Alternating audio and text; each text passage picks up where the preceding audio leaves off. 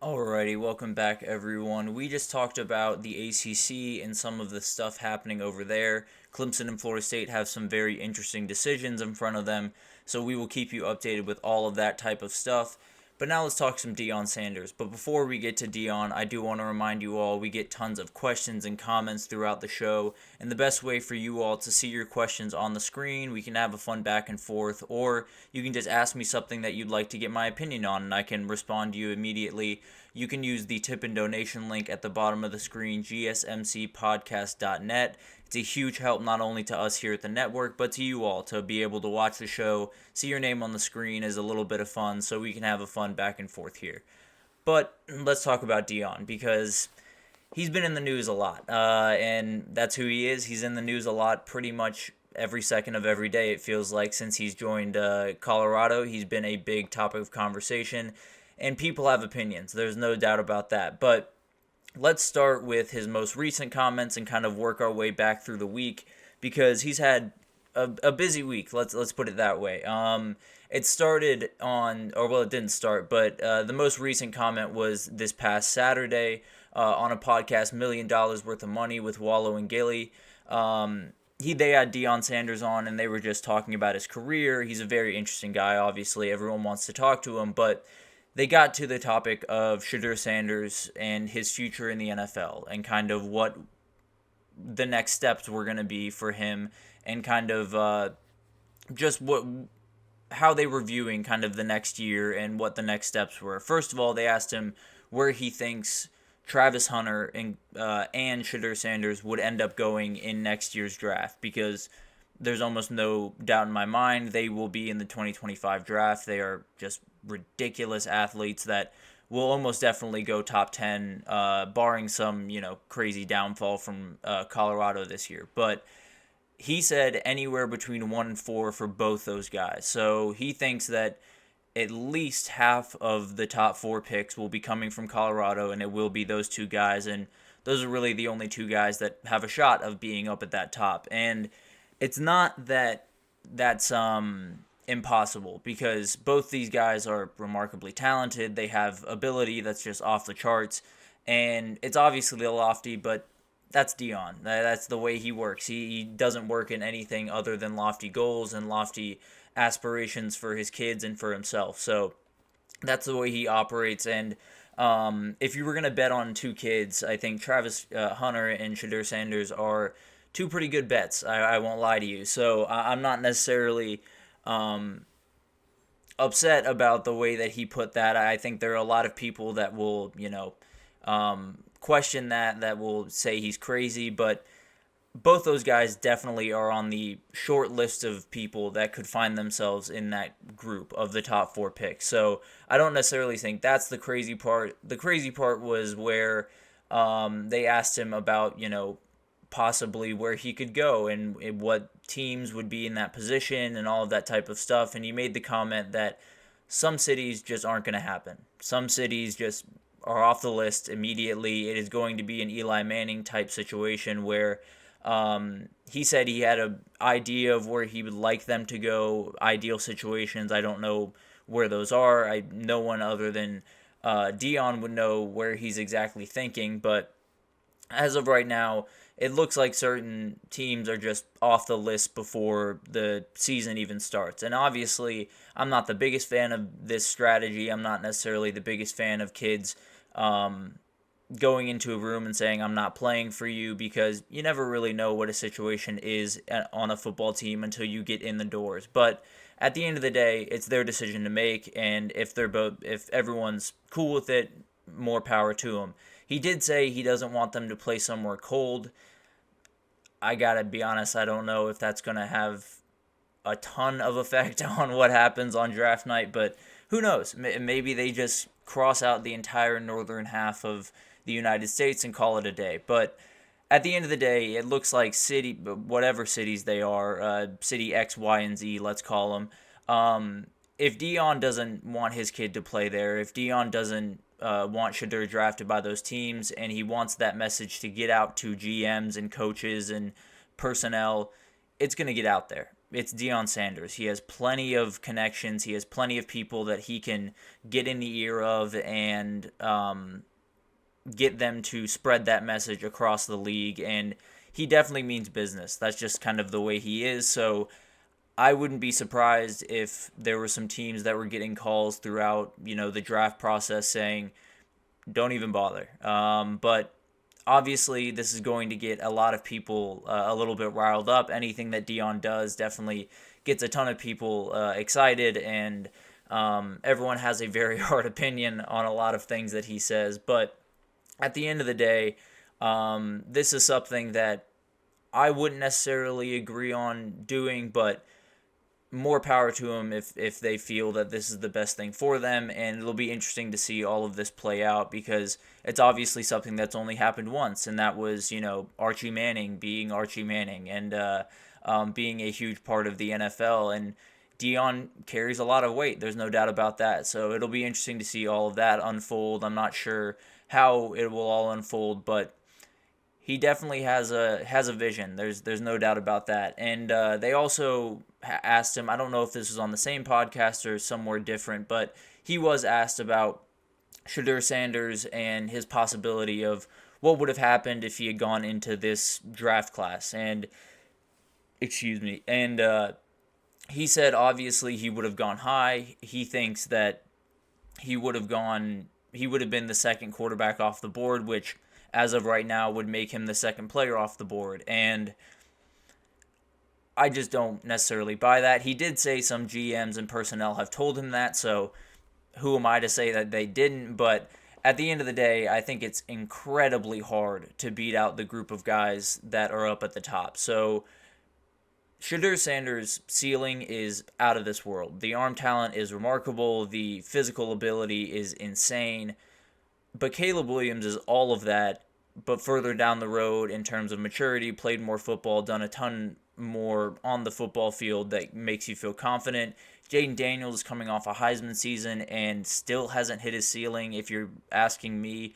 Drake May currently has a better pocket presence and mobility in the pocket. Now, a lot of that has to do with Shedeur Sanders not having much of a pocket to begin with throughout last year, but at the end of the day, there are some traits that these guys just have over him, and it's going to be really hard for him to match that. And I think you could definitely talk me into him going fourth. You could definitely talk me into him being, one of a top 10 draft pick, because the talent is obviously there, the potential is through the roof, but there's still some work to be done, obviously. So I'm glad he came back to school. I think if he was to go in this draft, he would be drafted high, but I think there would have been some growing pains that would have made it a little bit tougher. Coming back for one more year gives him at least a chance to get his feet wet a little bit longer and be a little bit more comfortable going to the next level.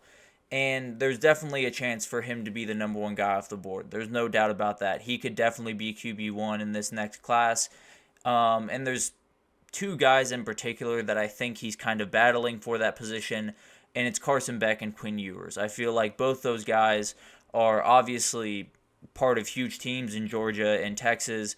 Quinn Ewers just came off a playoff run, which is huge. Carson Beck is set up for a fantastic year in his senior year. So both those guys, I think, are kind of setting the pace right now. But at the end of the day, Shedeur Sanders might have the highest ceiling of all those dudes because of his physical and athletic ability. So he's someone that definitely could be QB1. He's battling some really, really good players, but at the end of the day, he could definitely pull it off if he can put together a really, really good season for Colorado. He's just going to be up against two guys that are set up to put up incredible seasons at Texas and UGA. So it'll be interesting to see how all of that plays out and where he ends up, because I think right now he's QB3, but definitely QB1 is in the cards for Shedeur Sanders. But finally, earlier in the week, last week, we had a couple of people anonymously go on the record and talk about Deion's recruiting and the way that he kind of approaches recruiting. And there was the fact that he hasn't gone on the home visit since joining Colorado. Some people have called him a lazy recruiter, and there's a couple of things that go into this. There's a couple of things that kind of not necessarily totally invalidate it, but definitely put it kind of in more perspective. First of all, Deion does have some medical issues that do cause problems if you were to fly. So some longer recruiting trips are just fully off the table because he's had different blood clots and problems with his health that just make it more dangerous to fly. So I'm not going to at all knock him for that. He obviously should do what's best for his health. And then, second, Deion recruits a lot of portal kids. That's the way he goes about business. We all know that. And I'll get to my thoughts on that here in a second. But home visits aren't nearly as common when you're recruiting kids in the transfer portal. Sometimes you'll find a kid over winter break and you'll go to their house. I know Jabbar Muhammad this past cycle had a couple of teams come to his house in Dallas, but at the end of the day, they're not nearly as common. They're not something that needs to happen by any means. So that's another thing that he doesn't necessarily do it that often because it doesn't necessarily call for it that often. And then finally, he is Deion Sanders. Like we need to know who we're talking about here. He is one of the best football players to ever play, maybe the best corner to ever do it, and was absolutely electric. He is someone that totally transcended that generation, and a lot of that generation now has kids that are 18 or 16 or going throughout their recruiting cycle. So his recruiting is done when they look up his highlights and they see just how ridiculous he was. They see the remarkable celebrations that he pulled off, or when their dad tells stories about just how remarkable he was on Sundays and Saturdays.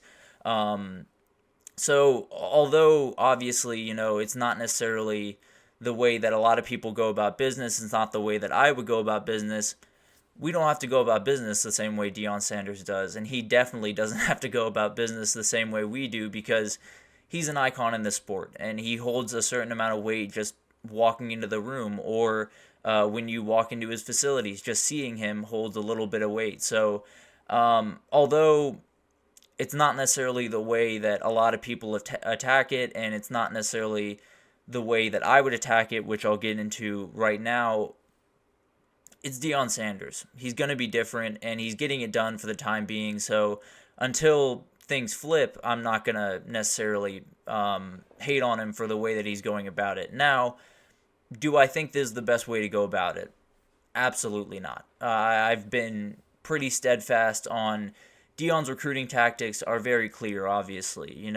He wants to go to the portal. That's where he wants to get the majority of his talent. He feels kids that have been playing in college for multiple years are the right way to go. And I can't necessarily go against him on that. Obviously, you want guys with experience walking in to your program. But the teams that set themselves apart, the teams that are the biggest programs in this sport right now, recruit high school at a ridiculous level. The three programs that have stood above a lot of other programs throughout the last decade or so has been Georgia, Alabama, and Ohio State. As we know, those are kind of the teams where for the past however long, especially throughout the playoff period, the conversation starts with those three teams in a lot of ways.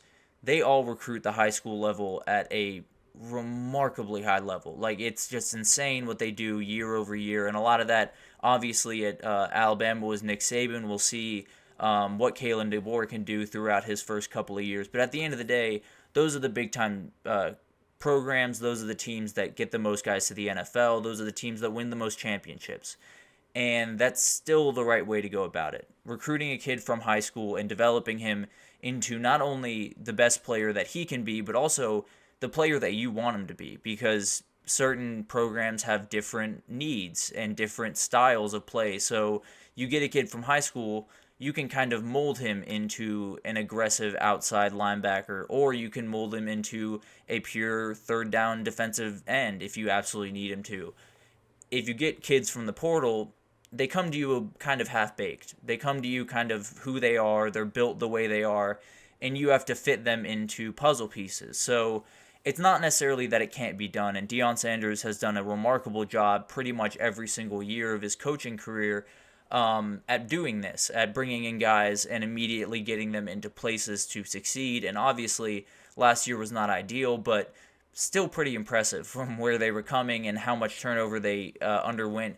Getting as many wins as they got is insane, honestly, if we're really being totally honest here. And I think Deion has that ability to get all the guys on the same page very quickly and bring in guys that, you know, might be new to the program, but as long as they respect Deion and listen to him, everything will kind of fall into line. But at the end of the day, I don't know how sustainable this approach is. I don't know how long he can stay at one place and continue this type of success. So a lot of people have been talking about what's the next step for Deion, because I think none of us really expect for Colorado to be the end all be all, although he has created a remarkable energy around there and seems very happy there.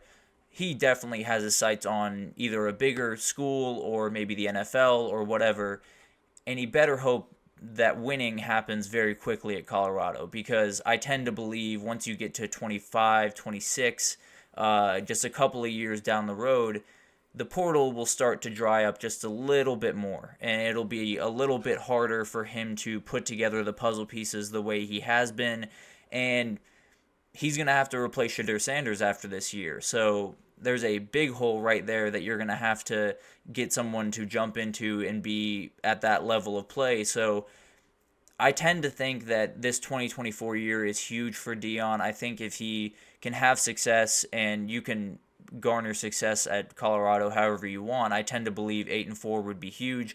But if he can have success, I think he might just take his chance and go somewhere else, because I don't necessarily love the recruiting tactic. I think it's a little bit boom or bust kind of potential. We saw this with Mel Tucker at Michigan State, where he wins 10 games, 2 years later is fired because he doesn't have a lot of guys to replace the transfers that just walked out. So it's a lot of moving parts. It's a lot of different things happening. And although Deion is an absolute mastermind, and I think one of the better coaches in the game right now, I really like him. I think he's great for the sport.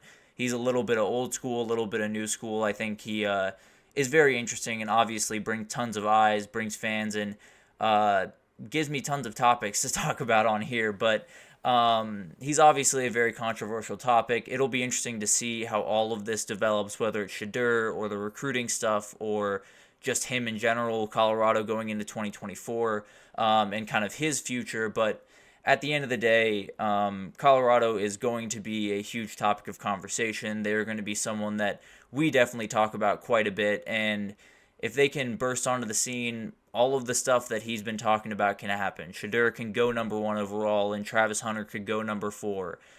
He could get a great new job, whether it's at the NFL or at a big program, because there are a couple out there that definitely have some coaches that are sitting on some thin waters right now. So it'll be interesting to see how all of this develops. He's obviously a very confident guy, so we'll see. It's all very interesting. It's all very fascinating whenever he has a comment, because the amount of confidence this dude has in himself and his kids is just absolutely remarkable. But I'll definitely keep everyone updated on any new happenings in the world of Deion, because he is a very interesting guy to talk about, and he definitely gets the people going, that's for sure. But we're going to take our second break here, and when we come back, we're going to talk recruiting. There was a ton happening over the weekend, and a ton of guys committing in the 2025 class that I want to get to, so stick with us, and we will be right back with that.